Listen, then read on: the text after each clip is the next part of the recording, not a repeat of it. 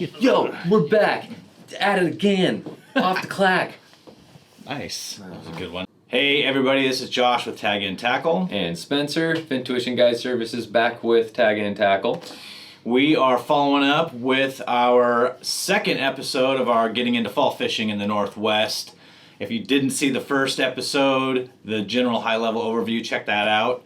Today we are diving into some salmon. I have our expert back with us. We're going to get a little more detail. Let's get at it.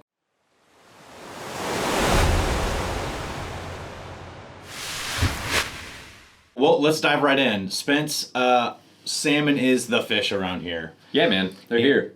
Do you have any cool salmon stories, or maybe you want to tell us about the first salmon you caught? Okay, well, I'll do both because the first one that I caught's a very short and boring story. Okay, perfect. Went to a super... That's always good for a YouTube video. yeah. So, super popular fishing hole. Okay. Fish stack up there in numbers. You've been there with me before. I'm not going to name it because I don't want anything else to go with it. But long story short, walked up to the bank. I saw a salmon swimming 3 feet in front of me, circling a giant boulder. And you grabbed it. Almost. With your arms. I literally took my spoon, went like little bass flick, like where you hold it and do the little pitched tension. it in there? Yeah. Okay. Pitch a spoon, like no more than 4 feet. It flutters. That coho turns the most aggressive turn I've seen in my life. Absolutely hammers it. Goes buck wild. I take 3 steps back, beach it. It's done in 2 seconds, 3 seconds. That was my very first hatchery coho. Okay, here's why I like that story.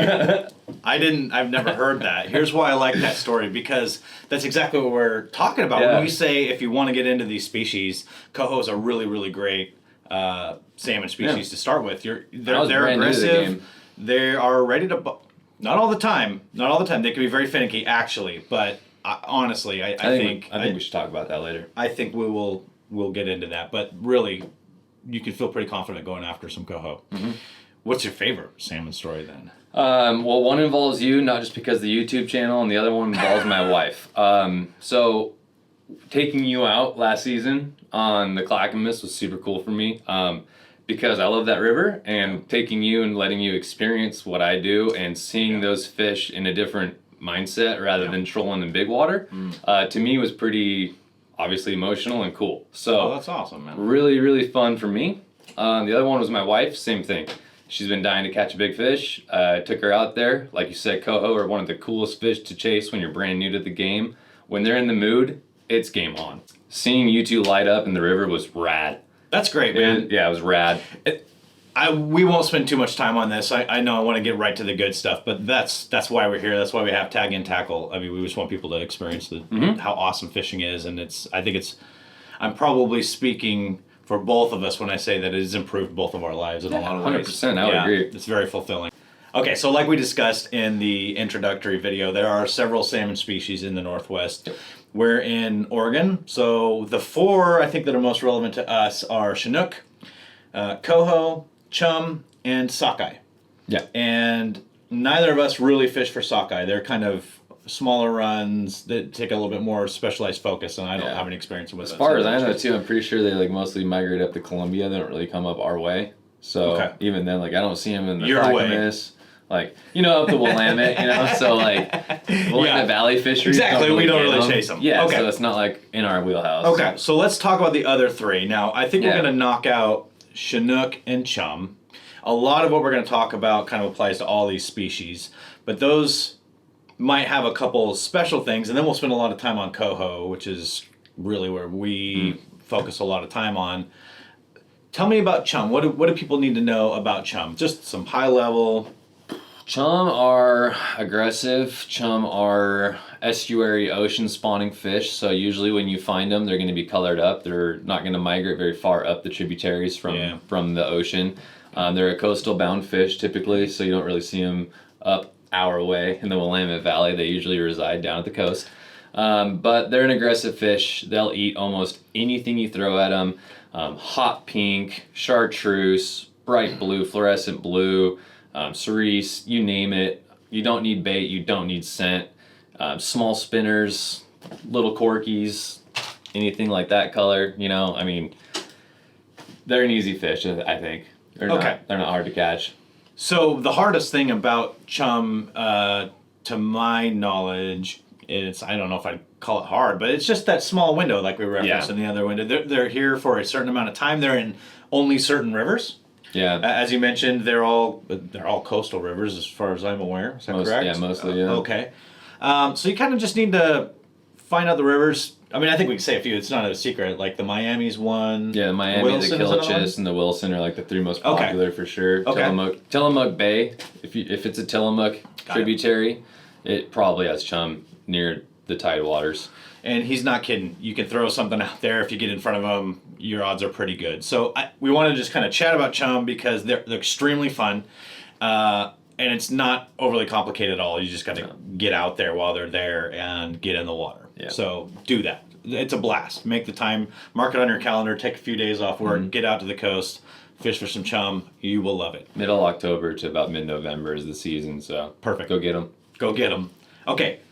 Special notes about Chinook. We talked about it a little bit in the last time when we were discussing river segments and where they hang out in the river that might be a little bit unique. What are some deeper, like just your experience chasing them versus coho that people might want to be aware of? I dislike fishing for Chinook more than coho in tributaries because they don't like to bite very much at all. All right. When they do, they're really aggressive, but they're usually a bait fish. Okay. Most people fish them with eggs, Roe is a very popular way to fish for salmon. If you know me, I absolutely hate bait. I hate scent. It's why I got into fly fishing, but it works on Chinook, and they will eat a spinner. They will, but they got to be in the mood, and it's not very common that they're in the mood when they're in a river. Okay, got it. So that's kind of a boating angler's game as far as you're concerned. Stick out there and troll around some stuff. Yeah. Sit on an anchor. Okay. Yeah, pay a guide. Go fish Astoria. Go fish the Columbia. Go catch them. Get them. Most people want them for meat anyway. Go have a guide do all the struggling when it's hot. Go get them. Okay. But I think it's worth reiterating. We're talking a lot. We're talking about being able to walk out on a river and bank fish. We're talking about ways of fishing that don't require you to go invest in a boat and take that step necessarily. The stuff that we're trying to imply, I feel like, and let people know about more and educate them on is like you could literally grab a couple spinners, a rod, line, reel, find a chunk of water in a river near you that has a run, and you could probably catch these fish. Okay. Right? So okay. Chinook aren't really easy. They'll be there, but they're not easy, so don't expect much is all I'm saying. Anything could happen, but temper your expectations. Yeah. Okay. Great. All right. So let's then talk about the coho in detail. Are they your favorite fish? That's okay. So they're not my favorite. Steelhead. Yes. Okay. Right. Obviously, steelhead are absolutely my favorite fish, but coho are hands down one of my absolute favorite species to chase in fall. They're in abundant numbers. They're fun. That's why I'm so attracted to bass, because the odds of getting some fish are pretty good if you're bass fishing. Yeah. And coho is not quite like bass. No, but you know what? Like on the last episode, I do call them the bass of the salmon world. That's right. So that makes sense. That is why they are the one fish, like I also said in the last episode, that distracts me from bass in the fall, because your odds are really good. They're actually they're a great species to get started if you're going to start targeting salmon up here in the Northwest. All right. So you mentioned, Spence, that when they're willing to bite, they're a great fish to go after. What are you looking for? What makes the coho turn on or off? What is a new angler going to want to keep an eye out for? To make it as simple as possible, in my opinion, rain is good. So when your river gets a slight bump in the level system, you can check that on a gauge. We talked about that, I believe, in the last video. But when there's been a good first rain, especially from the transition into fall, right? Okay. So like, for instance, right now it's the, 6th? September 6th. We've had no rain in a long time. Rivers are super low and clear. They're warm. Temperature change in the water and a little bump. So fresh rain. That really seems to turn these coho and most fish in general on the bite again when it's been warm. Great. So they're looking for some water. It gets a little cooler. They're a little less lethargic. it's easier for them to kind of traverse the river, go to their spawning grounds when it comes up with some rain. Is that the idea? Yeah, I would say you'll find them in moving water and you'll find them in holding water, right? So yeah, you'll definitely see fish more. All right. Okay, and we talked about in the first video too. You will literally see them. You'll visually rolling see around, visually see them. Yes, with your eyes, you will visually see them rolling around. They're showy species, right? It's quite fun to see. Okay, so we're keeping an eye on the rain. We're keeping an eye on the water temperatures, all that good stuff. You're really needing to keep an eye on the river conditions in general. Yeah. There's also just a quick side note: dam counts. If your river has a dam count or a hatchery count. For instance, the river that I guide on is the Clackamas River. It has a Clackamas hatchery. You could just Google search Clackamas fish counts and see what species are returning, and that'll give you a good idea of like, oh, they're showing up, or like, oh my gosh, they're showing up in good numbers, whatever have you. Yep. Okay, so there again, just like we talked on the last one, we got to do some research and there is some monitoring this stuff. If you want to increase your odds. Nothing's a given, but we can definitely increase the chances of finding a fish, for sure. Today, not... Very exciting. Like I just went out because I had a few hours this morning. It's really early in the season. It's 100 degrees today. Yeah, it was hot. I just wanted to get out and do some exercise, and so I walked the bank of a river, and I'm like Spencer said, I'm usually on the boat trolling. It's mostly so I can bass fish after I don't get a salmon for a few hours, and got one. Got my first Coho of the season this morning. So yeah, man, it can happen, right? They're in there. So so there you go. They're already in there, folks. Get out there. Everybody says that the best fishing for the coho, the salmon in general, is first thing in the morning, first light. True, not true? First light, first bite for the salmon. 100%. Okay. It's a real thing. It's a thing. It's a thing. It's a thing. It's a thing. Okay. Okay. Well, when do you need to get there then? In my opinion, if your phone is saying the sunrise is around 6:30, you're better off getting to your fishing spot around 5:30 at the latest. I wouldn't try to get any later than an hour before sunrise. Not fish before then, but get there before then. Okay. So is it about being prepped for light? I mean, it's probably both of these things, but what's more important? Prepped for as soon as legal fishing is, as soon as that clock ticks and you can legally start fishing, that's the best time to fish? Or is it more important just to have the space in fall because there's that many folks out trying to get on the river? Yes to both. Yeah. However, surprise, surprise, it's because you need to be there to either hear fish rolling, so you know they're there, and you need to be able to fish when they're able to see. When you can see, the fish can see. Silhouettes are what they're looking at. Okay. If the sun's not up yet, that first light is the best silhouette of any presentation you throw at a fish. I love it. So when the light is low, like in bass fishing, this is when you use a dark lure to really make a prominent silhouette. Is that the same in salmon, or would you go with a bright color? Or like, is there any reason to start off with a certain color and certain lighting conditions? That's a good question. Okay. I think a lot of that is confidence. Okay. When in doubt, black it out is a huge thing I always tell people, for sure. Like that. Black is always going to be the best. The least intrusive presentation you have is the most inviting to a fish. But with that being said, I absolutely destroy coho first thing in the morning with a hot tipped, or if you cut out like a small circle of tape and put it on a spoon or a spinner blade, just like a small nickel-sized, dime-sized chartreuse hot orange circle piece of tape. Very interesting. The hot spot absolutely fires up coho. Okay. And I don't know, I assume it's kind of similar here. Like if you would do something like that on a bass lure, it gives them a focal point. Yeah. So they can see trigger point. Yeah. Love it. Yep. Okay. Very cool. So you got to get there early. There are good reasons for it. So folks like me just got to get over it, get up, and get out there. Otherwise, your odds start really plummeting as the further that the morning goes along. May I include something real quick about that? Please.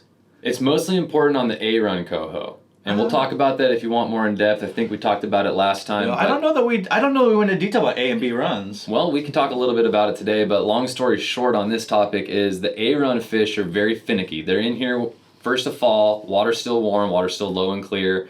Their bite window is incredibly short. Okay. They're usually going to feed nocturnally, right? Interesting. It's the most comfortable time to be out. Okay. So that last hour when the sun's starting to come up. That's why the bite is so hot. You get about 15 minutes to an hour long of a hot window of biting. Then they're done. Interesting. So, okay. B-run fish, we've had rain. The levels have come up a little bit in the water. The temps have dropped a little bit. There's more fish in the system, firing them up. Okay. It's a lot easier to kind of do whatever you want any time of day. Real quick overview. What is an A run and a B run, and kind of when do they happen? So A-run is like right now. It's September. They normally show up in the middle of this month, but start of September is the A-run. It's the first push of the coho coming into the tributaries, okay? Normally they're a good hatchery fish run, pretty solid fish, call them 8-pounders, 6 to 8 pound fish, solid chrome bright bullets usually, hot mamas that are tight-lipped that don't want to bite anything. Like, it's kind of what they are. But if you get them in the bite window, they're a super fun fish. The B runs are the ones that come in when you've had a lot more rain. The rivers have come up more, and they're usually a wild species, and they're also a lot bigger. So, you know, the average fish is 12 pounds. I've caught some up to 15 pounds in the Clackamas, which is a monster of a fish. That's kind of the brief overview. Perfect. Okay, I think we need to talk lures a little bit. Yeah. Maybe a little bit more in depth than in our intro video. We kind of covered them at a high, category level. Mm-hmm.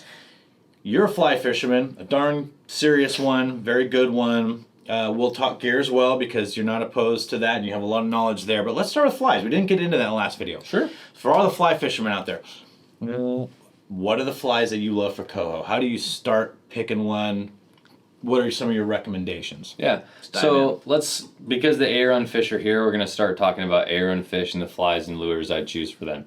Low, clear water situation. So I'm going to fish something like, if anybody wants to know the name of this fly, this is basically called a comet. It's a very sparsely tied fly. It's roughly 3 inches long, 2.5 inches sometimes, depending how you tie it. Mm-hmm. But the idea behind it is it's bright red body, but it's small, so it's got a very good attracting point, right? Like we talked about that trigger point.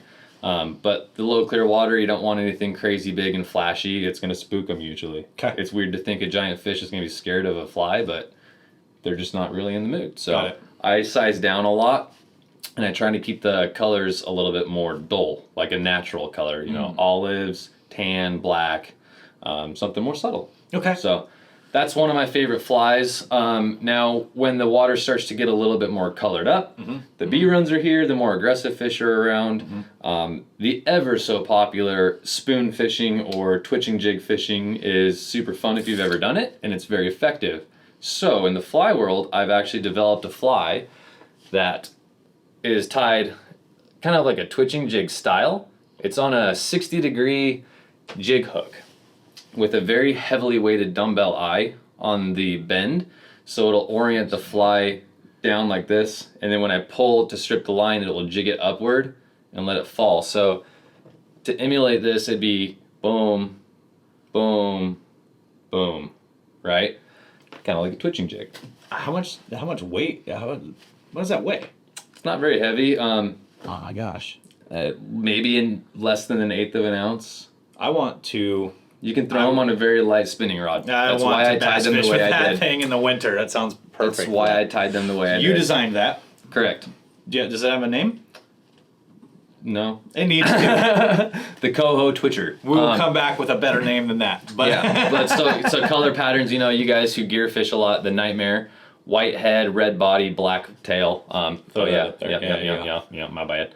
That is lethal for all fish, so I tie it on a fly pattern, the Nightmare color. It's killer. Those look fun. Yep. All right. Any other flies?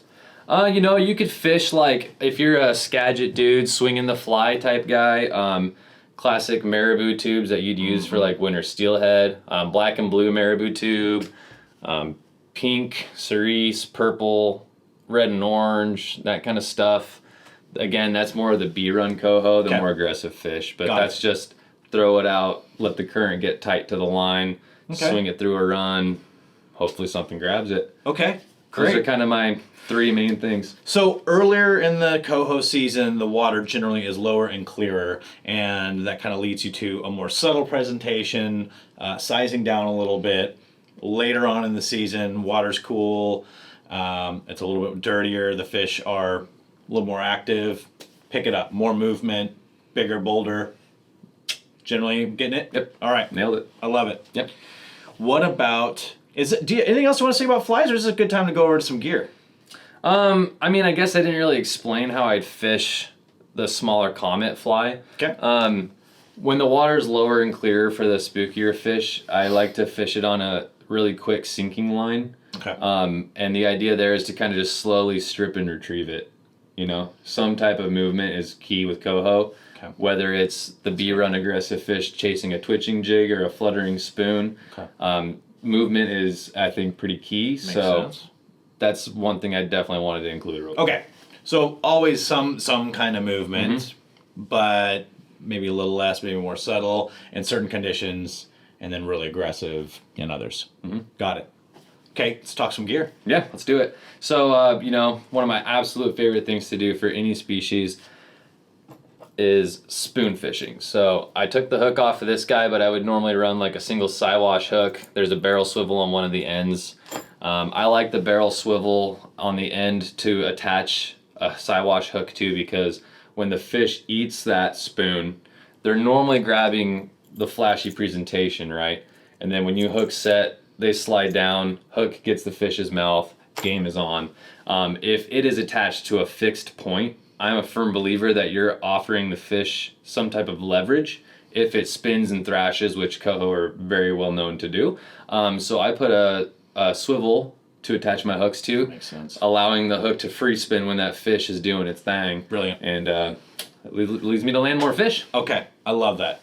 Fantastic. All right, spoons we know you love. What else you got? Then I would, if I'm not a spoon guy, spinners. Easiest way to fish right there. And if I had to choose one spinner for anything, it would be a blue body silver blade. Okay. Is that what that is right there? That's a blue body with silver blade. Now, we talked about the bell-shaped spinners in the last video, and you talked about buoyancy a little bit. That one looks like, that's solid.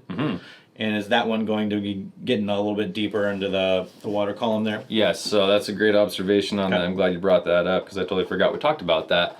Yeah. Bullet body is this type of style right here. It's very slender, and you're not going to be able to see it, but I'm going to hold the moving parts. There's no nose. Okay, no There's noise. no bell in there. All right. All right? So it's dense, it's heavy, it just sinks. The flash and the thump of the flashers was doing the trick with that, Okay. but they're going to get deeper, fish those deeper pools a lot more effectively, and faster water more effectively. Love the it. bell body, the Blue Fox, is a very common brand that makes the blue body, or bell body. And those fish a little higher, and they have a little audio noise. So like dirtier water, I think those are better. But yeah, that's the main difference. Okay. I love those two. I love those two. They have their applications, both of them. Love it. All right. Spinner, spoons. We talked about those a little bit last time. We got some other examples today. That's great. Nice tip on the barrel swivel. Makes total sense to me. What else do you want to show the folks? So honestly, it's kind of a lost art, I think. Okay. People have heard about it. People might not know about it very well, but these are called corkies. They're just a small flotation device, right? Little bead shape. You slide that thing down the line to your hook. You have about an 18-inch leader, 20-inch leader at max. Try and keep it short, and that will go to a barrel or a three-way swivel. And the idea here is you're going to have a little pencil lead on that three-way swivel attached to your main line, to your leader, and that's going to dredge the bottom. Bounce, bounce, bounce. Believe it or not, this super small thing has caught a lot of fish for me, specifically the finicky coho. So you throw on a three-way swivel. There's some weight on there. 18, 20 inches a leader hanging off one side of the tee there. And that and a hook. Absolutely. I think that's a great tip. What is it called? What kind of fishing is that? Drift fishing. Okay. It's old school. It's the tried and true way of doing it back in the day. The legends of the steelhead salmon world, this is how they caught all their fish. Okay. Again, it's kind of a lost art. It's not as hard and tricky as it sounds. Yeah. Once you do it a few times, you'll pick it up super quick. But again, it's finesse fishing. So you need to feel everything. You need to take your time learning it. And when you do learn it, it's super effective. What tips do you have for folks when you are dragging metal, you're dragging hardware along the bottom of a river. There's stuff down there. How do you make sure how do you try to limit the frustrating experience there? Because you will snag. Yeah. We all know that. You're gonna snag. Get happen. Over that frustration real quick. You go through the gear. But how do you limit that? I'm a firm believer in start light and add weight. Okay. So if you're not touching bottom, you need to just start as light as possible until you start to touch the bottom. Now, the idea here behind drift fishing is you want the weight to bounce along the river bottom roughly 3 yards, 10 feet or so. So, okay. You know, if we throw it out upriver, river's flowing from our left shoulder to right shoulder. You throw it upriver, it settles on the bottom, it goes tick, tick, tick. There's a rhythm to it. And those ticks, that's the 3 yards, 10 feet roughly. It's ticking, rising a little bit, and then ticking again. Yeah, second and a half or so, roughly, in between the drift that you feel a bump. If you can estimate 10 feet visually, sure, but you'll feel it. It's a very light bounce along the bottom. And so what you're saying, and we'll show the rig. We'll look at the pencil lead and kind of how this all comes together. If it's ticking and it's a lot longer and you're not hitting the bottom for a while, that means you don't have enough weight. Correct. And if it's tick, tick, or just dragging or getting stuck, you probably have too much weight. Correct. Okay, so with pencil lead, it's really easy to just kind of create the weight you need, put a little punch on there, rig it up, and go. Yep. Okay.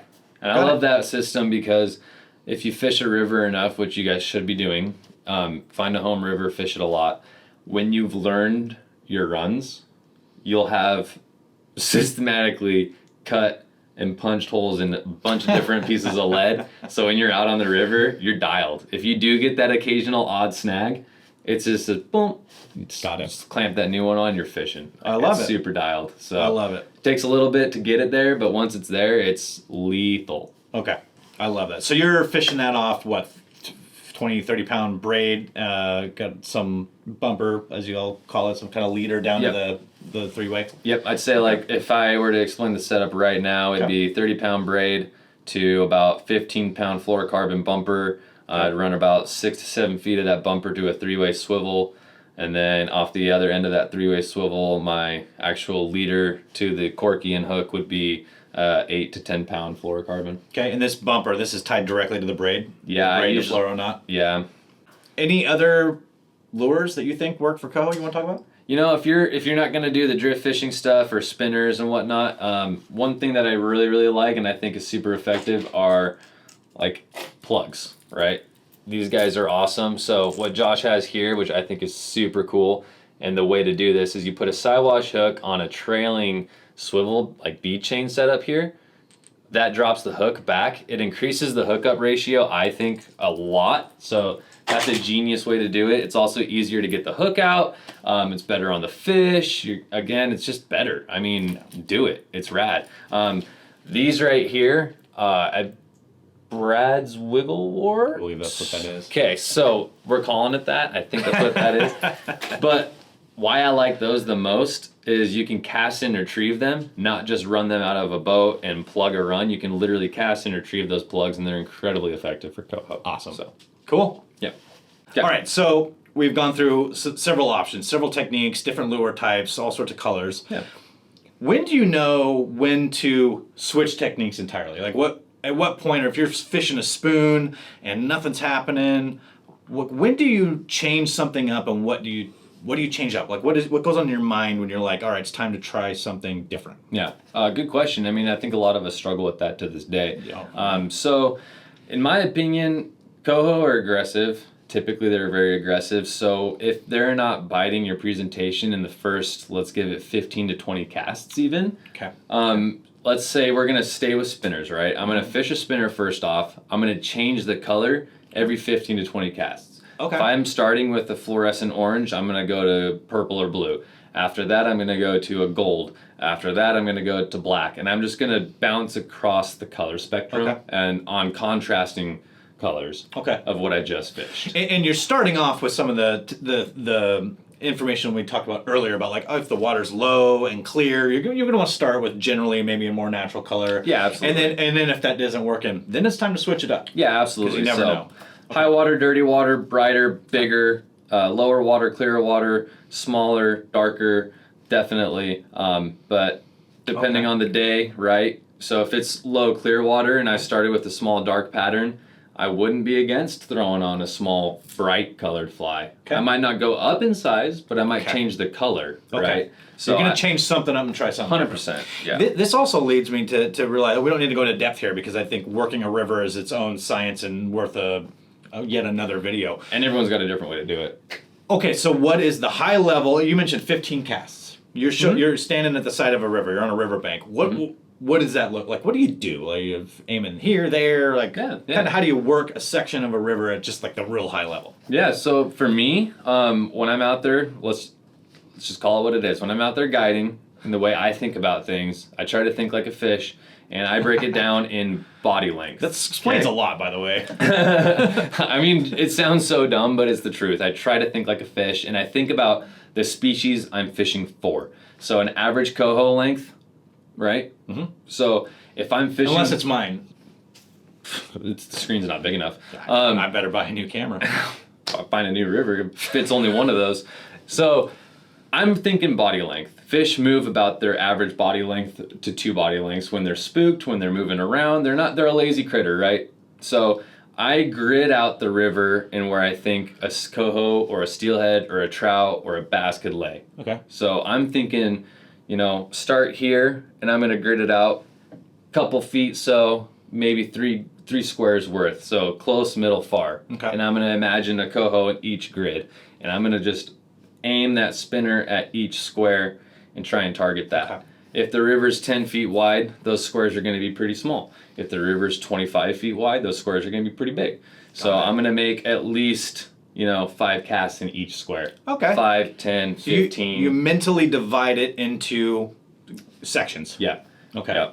Yep. Thirds, whatever makes sense based on how big the river is and all that. Just what you can reach with your presentation and all that. Yeah. You just subdivide it, put some casts into it, a couple casts into this square, that one, and then what? Maybe try a different lure color or something like that, or just move down the river, up the river. Yeah, so if it's a pretty long run, I would do my grid sections, and then I'd work down, and I would probably take like 15, 20 steps downriver, and then rinse and repeat. Find my new grids. Is that an etiquette thing to start up and move down? I think it's preference. For me, I know some guys like to go upriver because they think that, I'm working from behind the fish. They don't see me coming towards them. I see. Whatever. I come from a fly background where we start at the head of a run, where it's the least likely chance to catch a fish because it's the fastest water. And this is going to get a little technical, but the head of a run, water's coming down on top of a fish. Fish don't want water hitting them on top of the head. So they're going to be behind the riffle break at the head of a run in what we call the belly or the gut, where the run usually levels out and the water becomes uniform and it's easier to flow over the fish. It's more neutral buoyant for the fish. So in my mind, I start at the head. That way I can slowly work in to where those fish are lying, and they have the most opportunity to see my presentation coming in front of them. I am a firm believer that fish are tracking presentations. So the longer they can see it and plan their attack, the higher chance you're going to have of getting one to bite. And it's about consistency. So whatever you start your retrieve with, when you start working down that run, you need to keep the retrieve the same. Okay. So, lots of great information between the first episode and this one. We've talked like the parts of a river, how to select a river, showing up to the river, when to show up to the river, gear. Now you've caught a fish. It's on the end of your line. The best part. That moment, right? The drug kicks in, the tug drug, right? Oh, yeah. What do you do then? What advice do you have for folks once they get this coho on there finally? Just that. As hard as you can? Absolutely. It's my favorite thing to see. Okay. No, do not do that, guys. Seriously, okay? Let's get serious about this because these are fish of a lifetime for a lot of us. If you're retrieving a spinner or a spoon, let's call it a cast and retrieve presentation, okay? If you're reeling something back in and expecting the fish to bite, do not lift the rod when the fish bites. Just keep reeling until you feel tension. That reel is going to start to sing. you're going to feel the pull on the other side, and I do not want to see that rod come straight up. I like to see that rod go low and to the side of the bank, okay? Got it. In my mind, I know this is a lot of my mind, and I'm not right about everything, but I do have a lot of experience catching fish, and I've seen a lot of shit go wrong. So, pardon my language, but if you lift up, that spinner will shoot straight out of the fish's mouth. You're pulling it up out of its mouth. Its head is lifting up. You don't have a great hook purchase quite yet. It is just going to shoot right out. You're probably skin hooked, lip hooked. It's not really affirmative, okay? The low side sweep will usually put the hook right in the side of that maxillary fin, and that is purchased. Yeah. That fish usually will not come off. There's actually also a lot more strength when you're to the side than when you're up. There's a lot more. It's a lot more challenging for the fish to pull that down. Yeah, away from you. I explain this to a lot of my clients when they're fighting fish that I can see this has been a source of I don't know about frustration, but you seem very adamant about this tip. I had this talk 3 times today, first time this morning, so yeah, this is fresh. Okay. Yeah, there's what I call a power band, a hidden power band in every rod, whether it's a fly fishing rod, spay rod, or a spinning rod, conventional tackle, I don't care. Every rod, in my opinion, has this hidden power band that most anglers do not take advantage of when they're fighting a fish. You're never going to feel it when you're casting, but the last foot or so of every rod, when you're really getting on that fish, you're going to feel it towards the cork, okay? You'll know when you've got that rod maxed out. Yeah. Keep pressure on the fish, okay? Pressure is the goal. And if you're spin fishing, the mechanical drag system's going to do the work. You just need to keep pressure. You don't necessarily need to constantly reel, but you need to keep that rod bent, okay? A bent rod is a good rod. And we don't bend it up. We're going to try to bend it off to the side. 45, if anything. Yeah. Okay. Love it. So that's how to fight the fish. Yeah. Is there anything that you want to share with folks? Fall is a very popular time. Fall, I mean, for obvious reasons, but let's just state them. I mean, these are Andromeda species. They come in at certain times of the year. They're not always there. Fall, you get several species. Everything kind of comes together. Yeah. There's a lot of people that are out there on the river. Anything you want to say about like getting out there on these rivers in the Northwest with others that should be kept in mind? That's a very good point, actually. I'm glad you brought that up because it's an easy way to make your day a bad day or someone else's day a bad day, or you can make the best fishing buddy of a lifetime. Yeah. So when you approach a run, if there are already people there, first off, don't be afraid to say hi. Make yourself known. Ask them where they'd like you to fit in. Do they want you at the end of the run? Are they cool with you just shouldering right in there? Wherever they want you to go, just be polite and courteous. Like, hey guys, I'm the last one here. Where do I fit in? Cool, good. You're on the river now. Take a second to analyze what they're doing. If they're all fishing a bobber rod with a jig and a worm or whatever, that's what you're doing today. Don't care what you brought. If you didn't bring bobbers, ask someone for a setup. Because when you throw that spinner or spoon out there and a bunch of bobbers drifting by you and you tangle everybody up, or you're doing the only presentation different, they're not going to be very happy, and they'll let you know. It gets kind of competitive out there, but it can also be very friendly. It can be very fun. So just be courteous. It might be a good opportunity to learn a new presentation if you're not comfortable with one. But if you don't want to do what they're doing, just go find a new spot. Yeah. There's plenty of river spots out there. If you're the not social dude, you want the whole run to yourself, go find it. Wake up earlier. Fish later. There's plenty of other options, but there's no reason to get upset out there. There's no reason to make enemies, and just use it as a fun time to go fish. It's really all you got to do. But there's going to be people, so just expect that. Very good. The only way you're not going to catch one is to not be in the water, right? Exactly. So get out there, get in the water. If you guys want to hear any other tips about these awesome fish, Coho, Chinook, Chum, we spend a lot of time on Coho because obviously we chase Coho and the others have their own deal.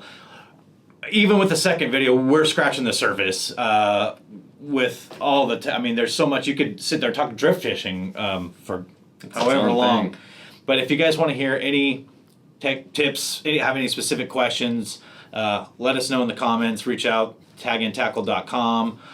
How do they want to get a hold of you if they have questions for you, want to book a trip? What's your website again? Fintuitionllc.com. Perfect. We'll throw that right there. Guys, there'll be another one coming up shortly. We're going to talk steelhead and trout for the next one, and hope you join us. Hopefully we see you back. Take care, y'all. Peace.